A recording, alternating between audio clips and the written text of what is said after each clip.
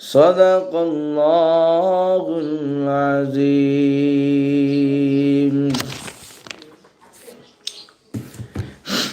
আসসালামু আলাইকুম রহমতুল্লাহ। আমার সকল দোস্ত আহবাব, আমার কলিজার সাথী ভাইরা, সকলেই কেমন আছেন? মহান আল্লাহ আপনাদেরকে কেমন রেখেছেন?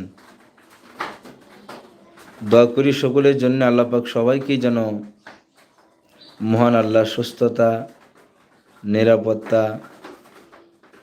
সর্বদিক দিয়ে যেন আল্লাহ পাক হেফাজতে রাখেন। আল্লাহুম্মা আমিন। আমি একটু কোরআন তেলাওয়াত করলাম সূরা ইয়াসিন। প্রতিদিন সকালে সূরা ইয়াসিন তেলাওয়াতের অনেক ফজিলত রয়েছে এবং মাগরিবে পরে সূরাতুল ওয়াকিয়া, ইশারে পরে সূরাতুল মুলক, এগুলি অনেক ফজিলত। এই জন্য যারা আমরা কোরআন শরীফ পড়তে পারি, সকলের কাছে বিনীত একটি অনুরোধ থাকবে,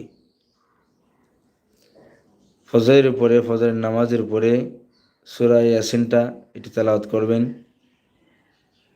মাগরিবের নামাজের পরে সূরাতুল ওয়াকিয়া এবং ইশারের নামাজের পরে সূরাতুল মুলক যদি সম্ভব হয় প্রতিদিন পড়বেন ইনশাআল্লাহ।